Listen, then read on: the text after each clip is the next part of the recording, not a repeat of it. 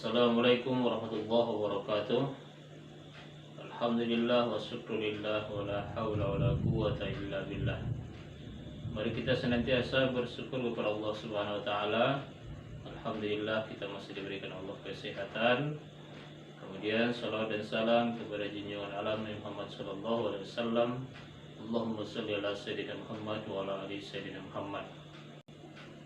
Alhamdulillah pada kesempatan ini kita belajar agama Islam untuk anak kelas 5, yaitu dengan pembelajaran ibadah puasa Ramadan. Simak terus pembelajaran ini sampai selesai, mudah-mudahan dapat dipahami dengan baik dan dapat diterapkan nanti saat melaksanakan ibadah puasa Ramadan. Pembelajaran keempat tentang ibadah puasa. Kompetensi dasar pembelajaran kita pada kali ini, kompetensi pengetahuan memahami hikmah puasa Ramadan yang dapat membentuk akhlak mulia. Kompetensi keterampilan menunjukkan hikmah puasa Ramadan yang dapat membentuk akhlak mulia. Yang pertama, pengertian puasa. Puasa secara bahasa berasal dari bahasa Arab, yaitu as-saum atau as-syam, yang artinya menahan. Sedangkan menurut istilah adalah menahan diri dari segala hal yang membatalkan puasa, dari terbit fajar hingga tenggelamnya matahari. Perintah wajibnya melaksanakan ibadah puasa Ramadan terdapat dalam surat Al-Baqarah ayat 183 yang berbunyi, A'udzu billahi minasy syaithanir rajim. Bismillahirrahmanirrahim. Ya ayyuhalladzina amanu kutiba 'alaikumus shiyam kama kutiba 'alal ladzina min qablikum la'allakum tattaqun. Wahai orang-orang yang beriman, diwajibkan atas kamu berpuasa sebagaimana diwajibkan atas orang-orang sebelum kamu agar kamu bertakwa. Jadi tujuan melaksanakan ibadah puasa ini adalah kalau kita benar-benar menjalankan ibadah puasa, maka kita akan menjadi orang-orang yang bertakwa. Bertakwa itu apa maksudnya? Takwa itu adalah melaksanakan perintah Allah dan dapat menjauhi larangannya.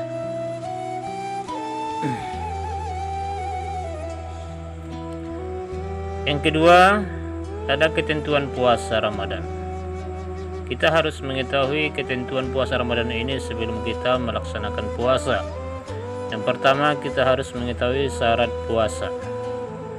Syarat puasa ini terbagi dua, ada syarat sah puasa, ada syarat wajib puasa.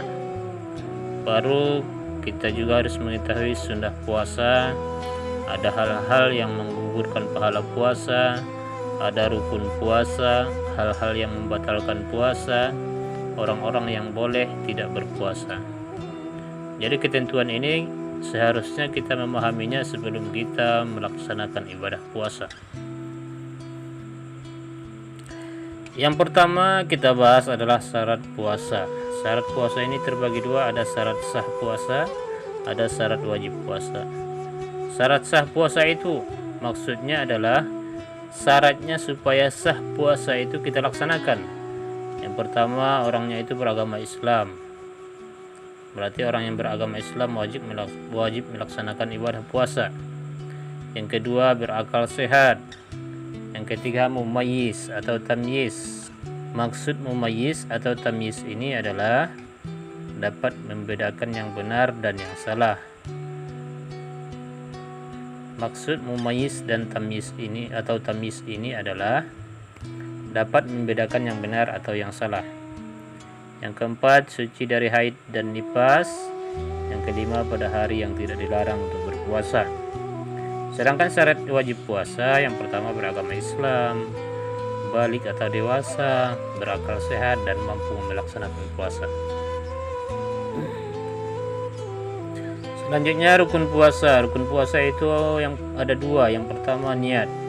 Yang kedua menahan diri dari segala hal yang membatalkan puasa.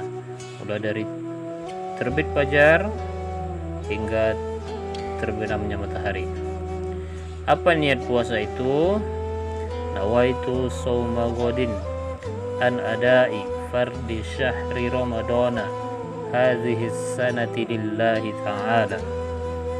Artinya, saya niat berpuasa esok hari untuk menunaikan fardu di bulan Ramadan tahun ini karena Allah Ta'ala.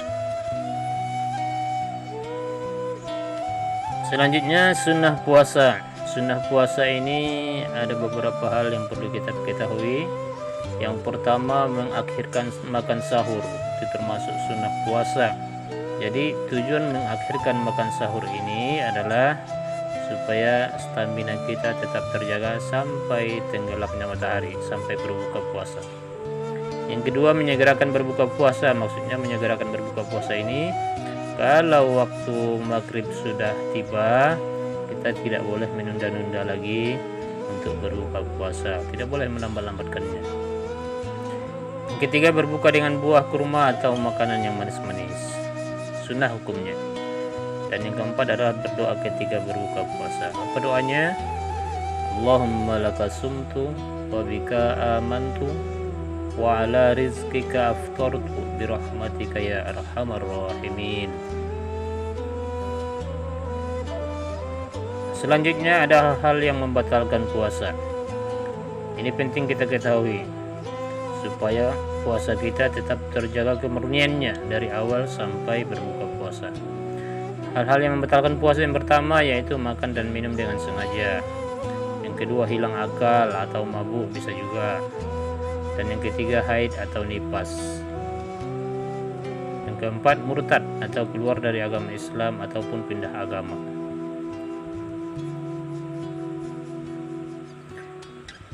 Hal-hal yang menggugurkan pahala puasa. Ini penting juga diketahui.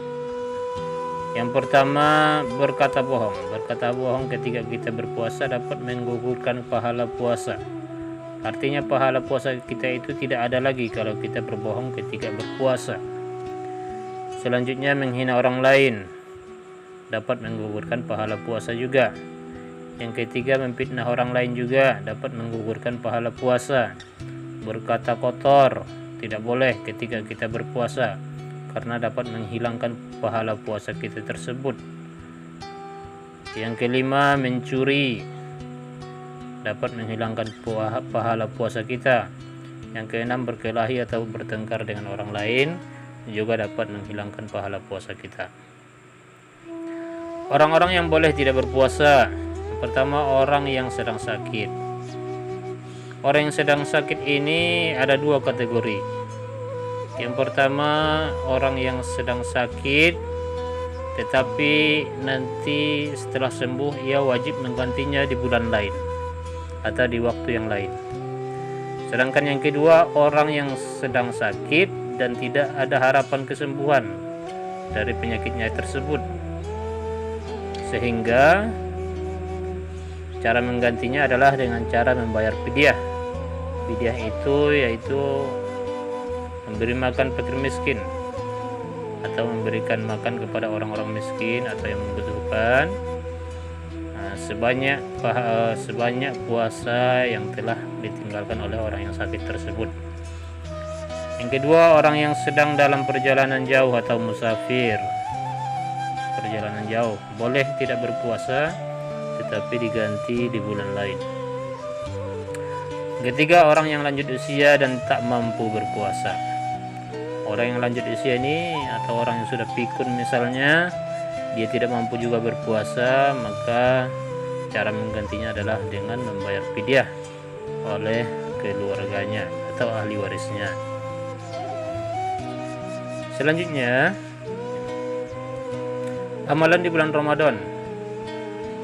Bulan Ramadan ini adalah bulan yang mulia, bulan yang penuh berkah. Amalan-amalan yang dilakukan di bulan ini Allah lipat gandakan pahalanya Contoh, sholat tarawih dan sholat witir. Ini sunnah dilakukan di bulan Ramadan, sangat besar pahalanya. Bahkan ibadah yang kita lakukan di bulan Ramadan berkali-kali lipat atau berlipat ganda pahalanya Allah berikan kepada kita dibandingkan dengan amalan yang kita lakukan di luar bulan Ramadan. Yang kedua, tadarus Al-Quran. Tadarus Al-Quran sangat banyak sekali pahalanya ketika kita membaca Al-Quran di bulan Ramadan dibandingkan dengan bulan yang lain. Maka ada salah satu hadis mengatakan Allah akan memberikan pahala satu huruf Al-Quran yang kita baca 10 kebaikan. Itu baru satu huruf. Berapa huruf yang kita baca selama bulan Ramadan? Itulah bandingannya dengan bulan-bulan lain kita membaca Al-Quran. Yang ketiga, memperbanyak sedekah. Memperbanyak sedekah di bulan Ramadan sangat besar pahalanya. Yang keempat, mengerjakan kebaikan yang lainnya.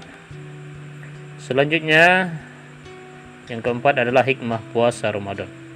Hikmah puasa Ramadan ini sebagai seorang hamba atau sebagai makhluk Allah yang sudah diberikan Allah kenikmatan begitu banyak kepada kita, maka kita harus bersyukur atas nikmat yang Allah berikan tersebut kepada kita.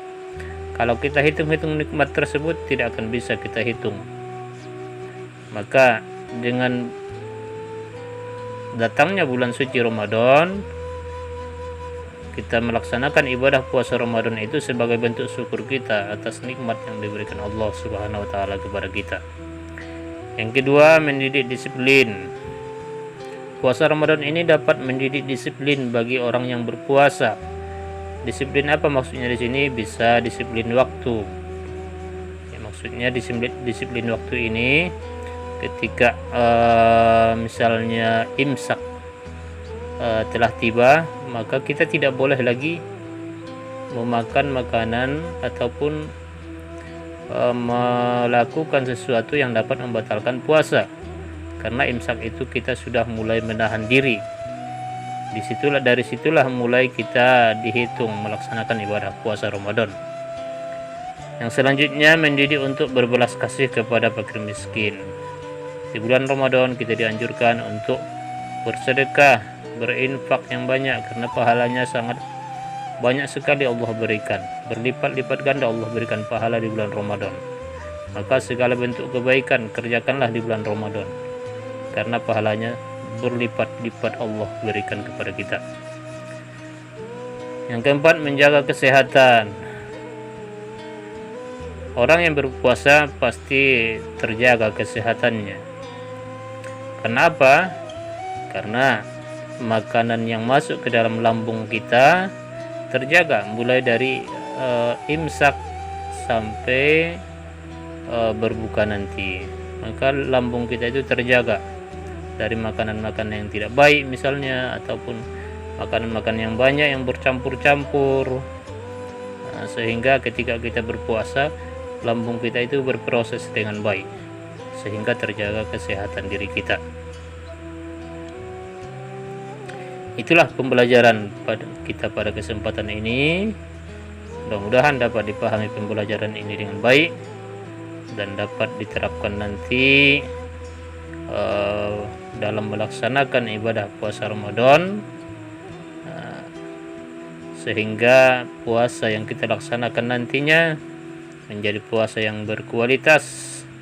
Maksudnya adalah menjadi puasa yang berterima di sisi Allah Subhanahu wa taala, yang Allah berikan nanti pahala yang berlipat ganda kepada kita, dan juga kita nantinya tergolong kepada orang-orang yang bertakwa setelah menjalankan ibadah puasa tersebut.